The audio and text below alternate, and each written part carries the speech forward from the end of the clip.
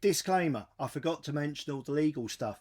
If you do want to take on this challenge of a classic British air rifle, you must be a UK resident, over 18 years of age, and not be prohibited from owning an air rifle.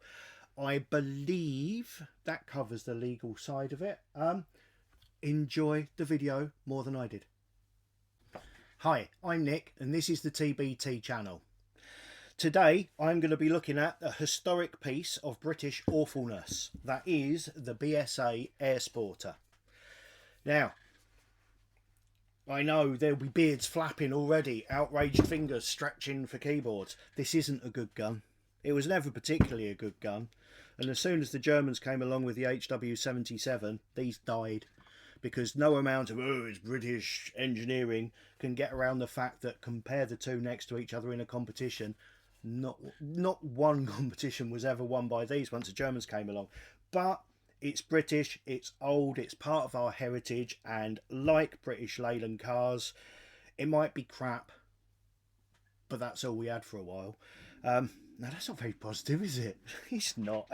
They're all right. They're all right. Like many of the influences I've had on things I like or don't like in my life, it comes down to childhood things.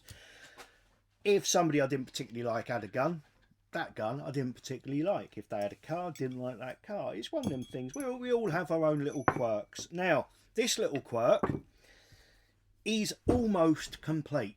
Okay, it's got this piece of awfulness which fits into there somehow, probably with a hammer. No, I'm not going to hit it with a hammer. I'm not going to do this. This isn't me rebuilding a gun video. It absolutely isn't, because I don't have the patience, inclination or desire to rebuild this gun. I don't. So what I'm doing is I'm showing it to you. It came from Keith. Now, Keith's a lovely fella. He likes BSA, so, you know, we all have our problems. We all have our problems, Keith.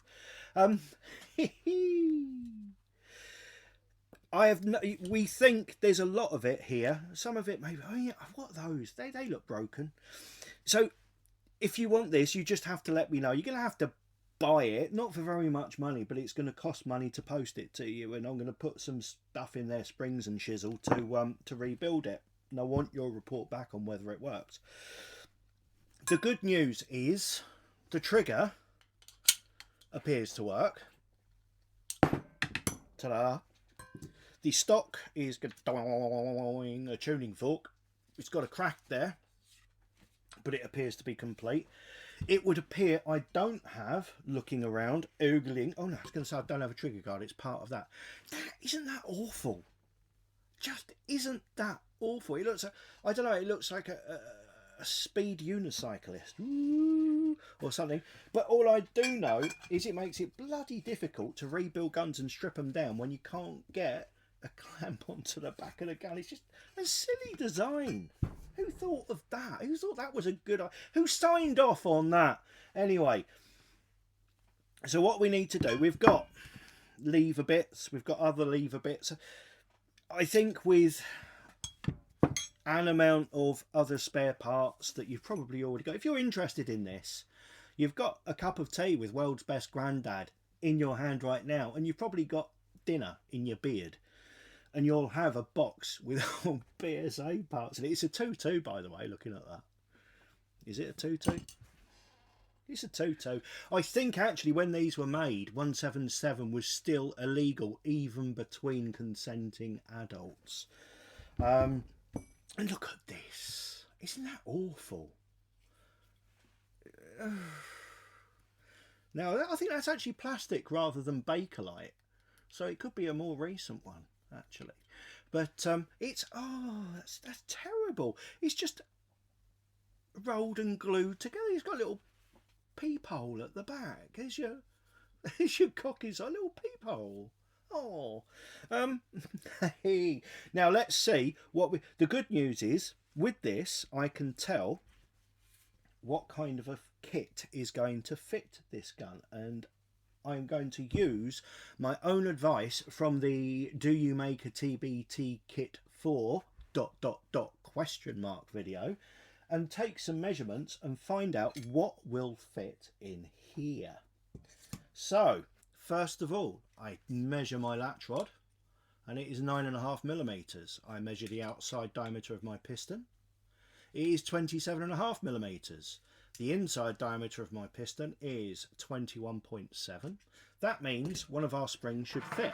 Sometimes pistons taper towards the front. Plenty of room in that one. Our springs will fit in here. Now what I need to do, he says, ogling the horizon, is put in a slip washer and top hat, and then I'm going to measure down to the shoulder of the, go down there. What am I pushing the wrong bit? Am I pushing the wrong bit? No, I've tightened it. Loosen. Down to the shoulder of the top hat there. Down from the shoulder of the top hat to the skirt of the piston. That gives me the spring room, which is the room for when a spring is fully compressed, it's a bumpy tube. How big a bumpy tube can I fit inside of there? The answer is 102 millimeters. So we get our calculator, remembering to turn it on, and we put in 102 divided by the gauge of the wire on the spring, which is 3.1 mil. So 3.1 equals 32.9 coils will fit inside of that spring with our top hat.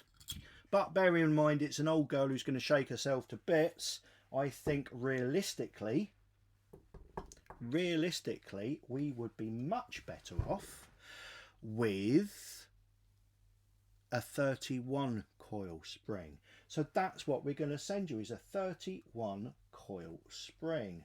And I'm also thinking, with my big man brain, that we want to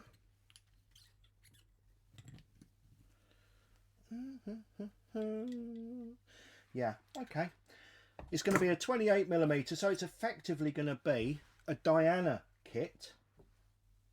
Very similar to a Diana kit, but with a shorter rear guide. In fact, no, rather than think of it as a Diana kit, it's going to be an HW99 kit, but with a Diana 28mm flange. So that's what you're going to get sent. If you want this to be your baby and your project and something to do over winter and keep you out from underneath your wife's feet, let me know below, or send me an email, or ring me, or something. It's going to come with a maxi kit, with a spring, with fitted guides. All of this loveliness could be yours. Make me an offer, and that's it. Please like, subscribe, hit notifications. Oh, and whoever gets it, when you put it back together, I need your feedback. I need to know what needed changing, what things we need to do, because I want to make an Airsporter kit that goes straight in for people to use.